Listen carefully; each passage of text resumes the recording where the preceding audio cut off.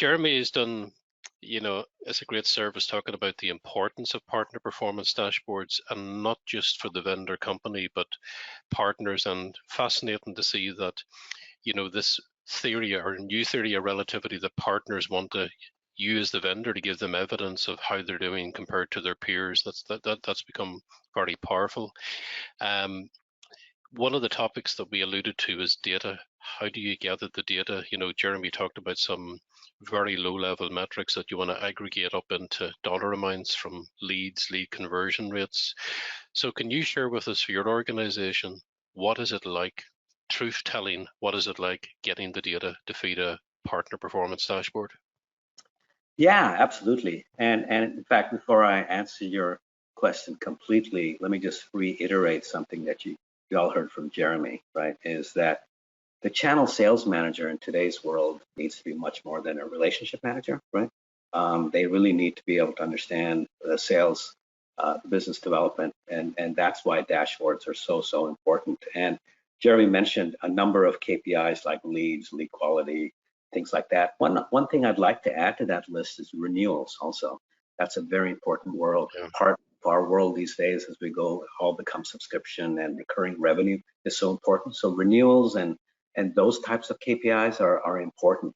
The other thing I'll add to what he said was ease of doing business, right? It's a very competitive advantage if you have a dashboard that partners can use to be able to come to you, because remember, they work with 7, 8, 10 other vendors, and if you have something that allows them to have a rich experience with you, a rich visual experience with you in terms of, oh, this is how I'm engaging with you. These are the metrics that you guys are tracking. These are the metrics I should be tracking, and this is how well I'm doing in terms of the business plan. I think that's really good. And so that's a good segue into your question in terms of, okay, that's great to be able to present this visual diagram and a visual dashboard, but how do you get that data? And as you guys know, many of you have obviously worked with many other companies.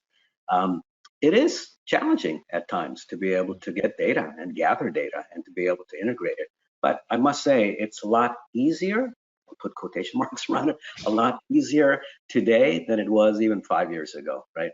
And so it's a little bit better. A lot of companies, and I'll mention Channel Mechanics at this point in time, have skilled resources that are skilled in Salesforce or Dynamics. In my case, for example, it's Dynamics. And so integrating that data using APIs and data mapping and all of that is much easier now to be able to do that. So so don't get too overwhelmed. My counsel to everybody is to crawl, walk, and run, right? Go in those stages. That's very important. Identify those key metrics first, right? Which is very important. Some of the things that Jeremy was talking about. What type of business are you in? What type of partner base do you have? What are their roles? Don't focus on the type of partners, but focus more on the roles of the partners. And I think that'll really help drive sort of identifying those key metrics first. And don't make it a large IT type of project, right? So make sure you bring in the partners into the design of the dashboard. That's very important. So don't go off and build a dashboard and then present it to partners. Actually bring them in, bring in like 4 or 5 of them, right? And maybe even more, and to be able to help you design that dashboard so it's relevant for them. Do it in iterations, right? Do it a little bit, present. Oh, get some feedback, do it a little bit more, present. So crawl, walk, and run is very important. And then you can create that partner portal, or if you already have a partner portal like we did, we bring in this case, Channel Mechanics has helped also to be able to bring in our partners to a single source of truth. That is important as well. So when you're working with your IT team, with your operations team, with your partners, you want to make sure that not only can you get that data and integrate it properly, but it's a single source of truth, which provides that consistency for all of us, internally as well as externally also. So, and finally, don't try to reinvent the wheel, right? Talk to a lot of peers, talk to a lot of other people who've done this before, and get their knowledge transfer as well. It's much better, like I said, now doing this than 5 years ago.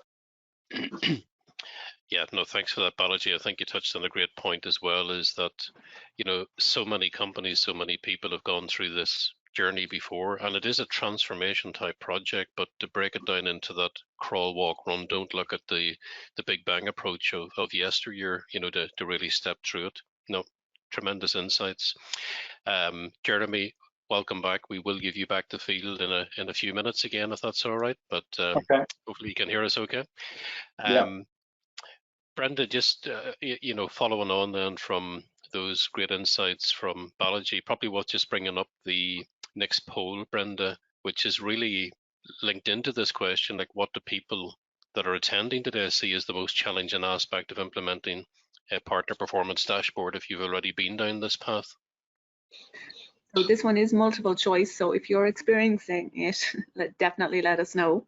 So first up, we have agreeing the KPIs to display, data integration and aggregation, finding a suitable platform, access to IT resources, and of course, if you don't offer a partner performance dashboard to partners.